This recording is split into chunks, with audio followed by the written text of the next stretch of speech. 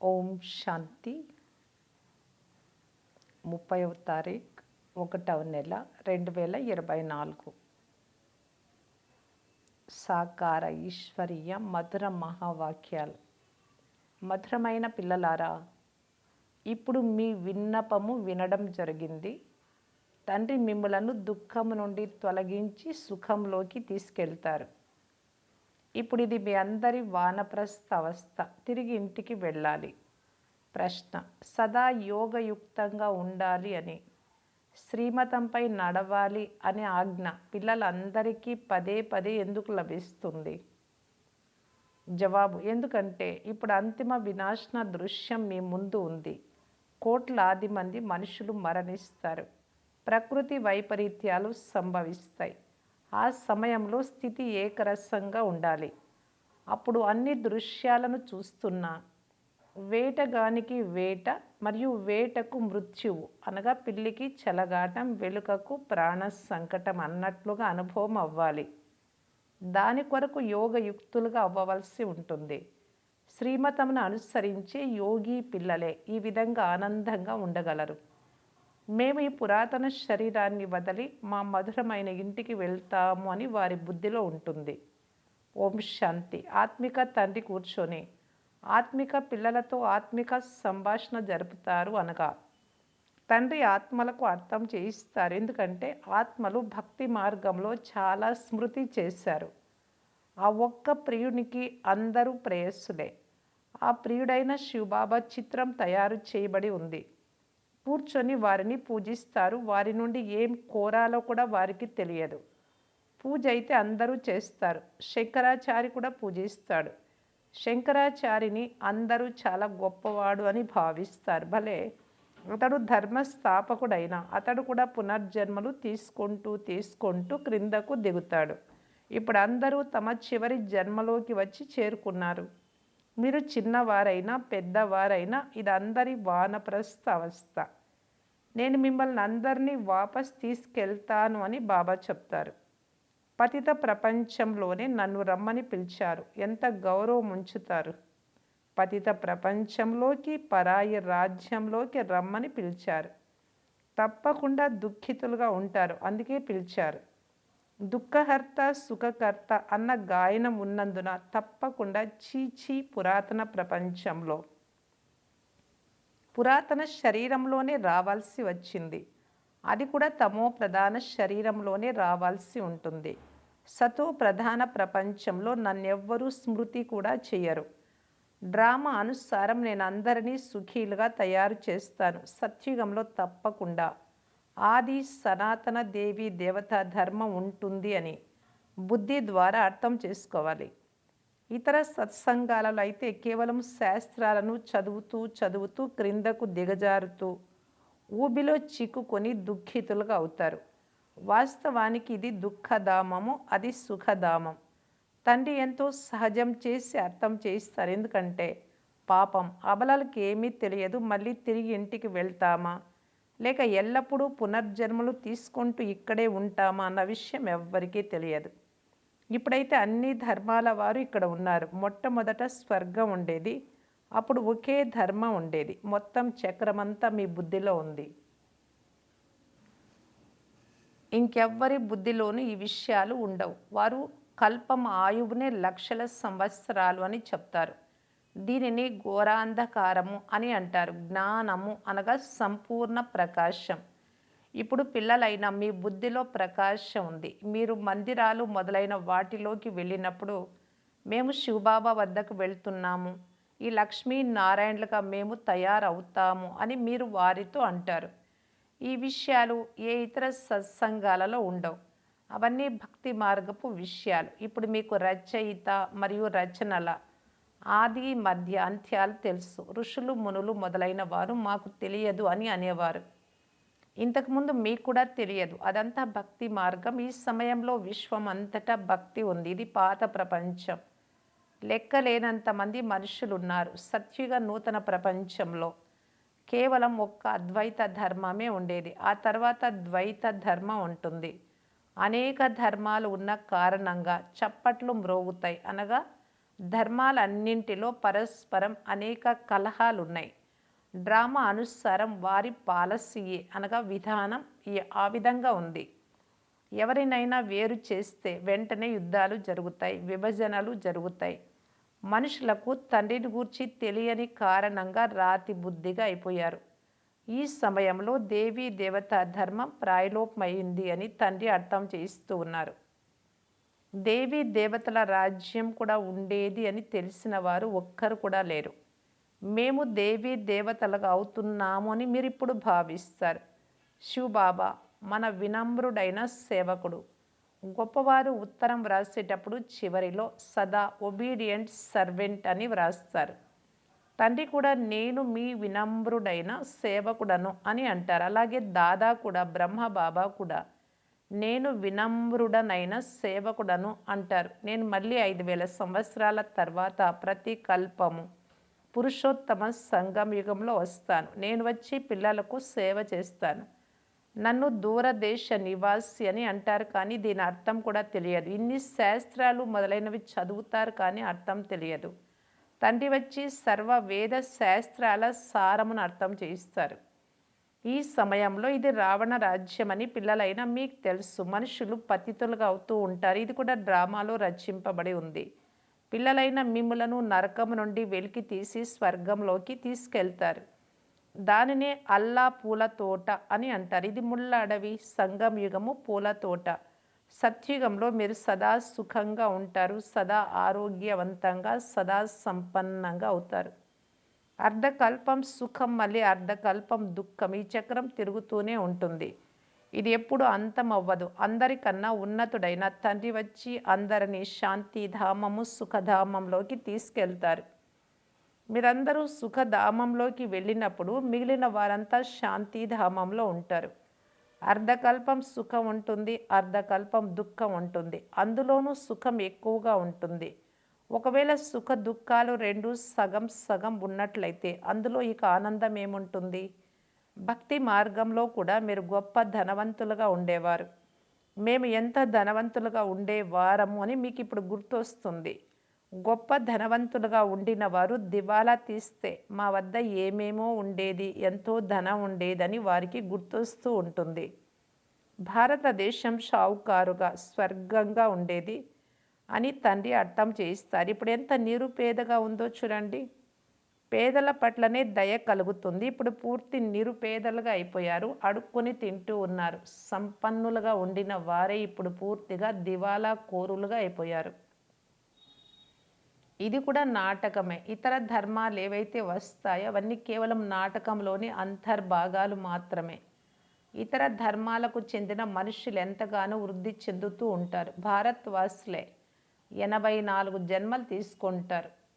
ఒక పుత్రుడు ఇతర ధర్మాల వారి జన్మలను లెక్క చేసి పంపించాడు. కానీ ఈ విషయాలలోకి ఎక్కువగా వెళ్ళడం వలన లాభమేమీ లేదు. ఇది కూడా సమయాన్ని వ్యర్థం చేసుకోవడమే అవుతుంది. ఒకవేళ ఆ సమయాన్ని తండ్రి స్మృతిలో గడిపి ఉండినట్లయితే ఎంతో సంపాదన జరిగి ఉండేది. పూర్తి పురుషార్థం చేసి విశ్వాధిపతులుగా అవ్వడమే మన ముఖ్యమైన పని అని మీకు తెలుసు. మీరే సతో ప్రధానంగా ఉండేవారు, మళ్ళీ మీరే తమో ప్రధానంగా అయిపోయారు అని తండ్రి చెప్తున్నారు. 84 జన్మలు కూడా మీరే తీసుకున్నారు. ఇప్పుడు మళ్ళీ తిరిగి వెళ్ళాలి. తండ్రి నుండి వారసత్వాన్ని తీసుకోవాలి. మీరు అర్ధకల్పం తండ్రిని స్మృతి చేశారు. ఇప్పుడు తండ్రి వచ్చారు. మీ విన్నపాలు వినడం జరుగుతుంది. తండ్రి ఇప్పుడు మళ్ళీ మిమ్ములను సుఖధామంలోకి తీసుకెళ్తారు. భారతదేశ ఉత్థానము మరియు పతనం, ఇది కూడా ఒక కథ వంటిది. ఇప్పుడు ఇది పతిత ప్రపంచం. సంబంధాలు కూడా పురాతనమైనవే. ఇప్పుడు మళ్ళీ క్రొత్త సంబంధంలోకి వెళ్ళాలి. ఈ సమయంలో నటులందరూ ఉపస్థితులై ఉన్నారు ఇక్కడ. ఇందులో ఏ వ్యత్యాసం ఉండజాలదు. ఆత్మ అయితే అవినాశి. ఎన్నో లెక్కలేనన్ని ఆత్మలున్నాయి. అవైతే ఎప్పుడు వినాశనం అవ్వవు. ఈ కోట్ల కొలది ఆత్మలు మొదట వాపస్ వెళ్ళవలసి ఉంటుంది పరంధామానికి. పోతే అందరి శరీరాలైతే ఇక్కడే అంతమవుతాయి. అందుకే హోలికాను మహారాష్ట్రలో హోలీ సందర్భంలో చివరి రోజున జరుపు ముగింపు కార్యక్రమం కూడా జరుపుతారు. మీరే పూజ్యులుగా ఉండేవారు. మళ్ళీ పూజారులుగా అయినారు. ఇప్పుడు తిరిగి పూజ్యులుగా అవుతూ ఉన్నారనేది మీకు తెలుసు. స్వర్గంలో ఈ జ్ఞానం ఉండదు. అలాగే ఈ శాస్త్రాలు మొదలైనవి కూడా ఉండవు. అన్నీ అంతమైపోతాయి ఇక్కడే. ఎవరైతే యోగయుక్తంగా ఉంటారో, శ్రీమతంపై నడుస్తూ ఉంటారో వారు ఇవన్నీ చూస్తారు. భూకంపాలలో అంతా ఏ విధంగా అంతమవుతుందో చూస్తారు. ఏ విధంగా గ్రామాలే సమూలంగా అంతమవుతాయో వార్తాపత్రికలలో కూడా వేస్తారు. మొదట బాంబే ఇంత పెద్దగా ఉండేది కాదు. సముద్రాన్ని ఎండబెట్టారు. మళ్ళీ అది సముద్రంగా అయిపోతుంది. ఈ భవనాలు మొదలైనవేవి ఉండవు. సత్యుగంలో తీయని నదీ తీరాలలో మహల్లు ఉంటాయి. ఉప్పు నీటి తీరాలలో ఉండవు. కావున ఇవేవి ఉండవు. సముద్రం ఒక్కసారిగా ఉప్పొంగింది అంటే అన్నీ సమాప్తమైపోతాయి. ఎన్నో ఉపద్రవాలు సంభవిస్తాయి. కోట్లాది మానవులు మరణిస్తారు. ధాన్యం ఎక్కడి నుండి వస్తుంది? ఆపదలు రానున్నాయి అని వారు కూడా అర్థం చేసుకుంటారు. మనుషులు మరణించినప్పుడు యోగయుక్తంగా ఎవరైతే ఉంటారో వారు ఆ సమయంలో ఆనందంగా ఉంటారు. వేటగానికి వేట మరియు వేటకు మృత్యువు. వడగళ్ళ వాన పడడంతో లెక్కలేనంత మంది మనుషులు మరణిస్తారు.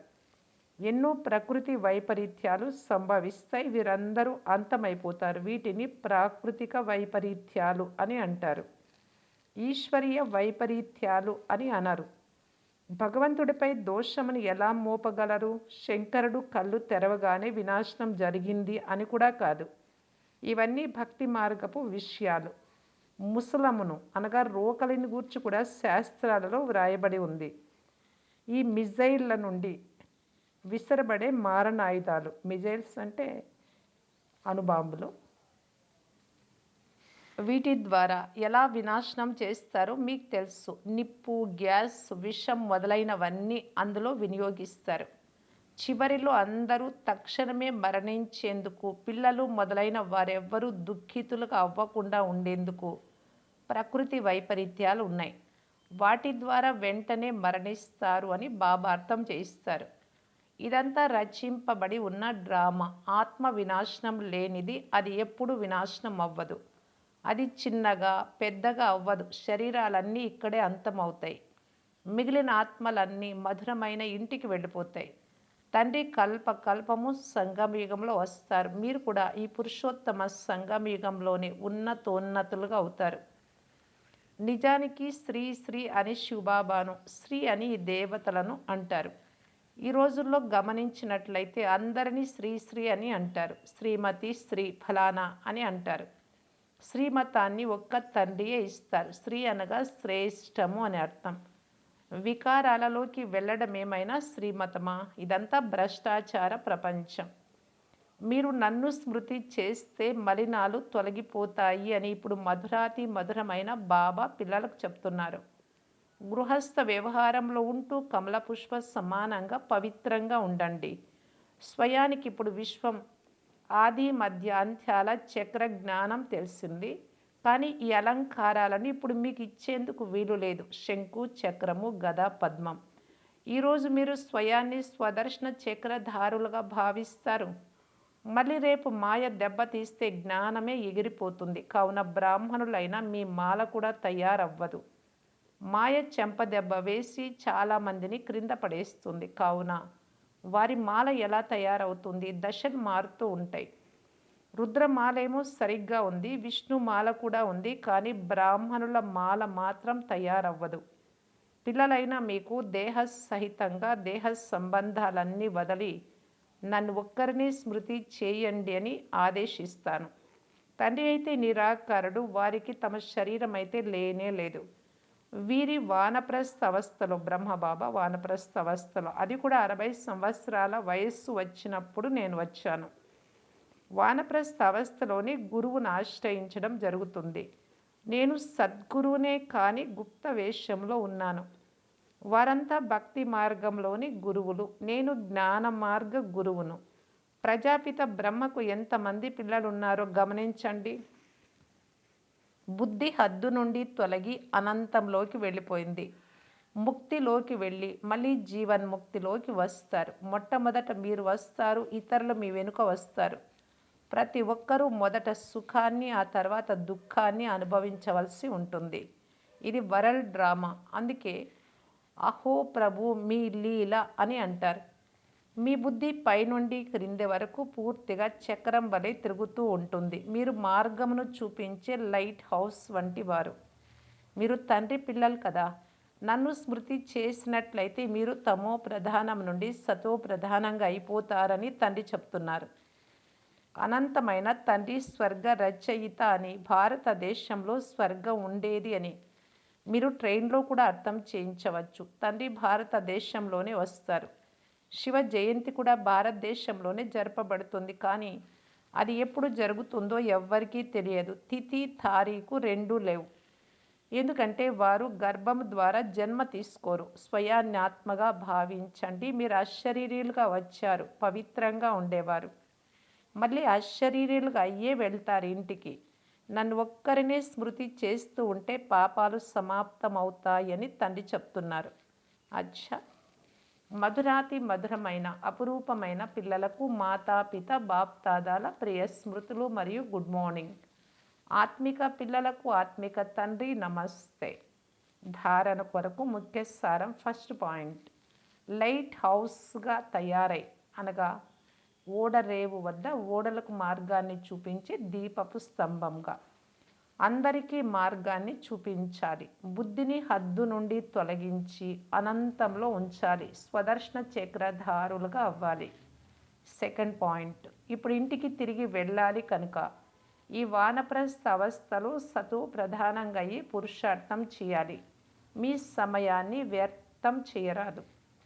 వరదానము, సంబంధ సంపర్కంలోకి వస్తూ వజ్రంగా తయారై వజ్రాన్ని చూసే మచ్చలేని డైమండ్ భవ. బాప్దాదా శ్రీమతం ఏమంటే డైమండ్గా తయారై డైమండ్ను చూడండి. ఎవరైనా ఒక ఆత్మ నల్లగా బొగ్గులాగా ఉన్నా, పూర్తి తమో గుణం కలిగి ఉన్నా, మీ దృష్టి పడడంతోనే వారి నలుపుతనం తగ్గిపోవాలి. అమృత వేళ నుండి రాత్రి వరకు ఎంతమంది సంబంధ సంపర్కంలోకి వచ్చినా కేవలం డైమండ్గా తయారై డైమండ్ను చూస్తూ ఉండండి.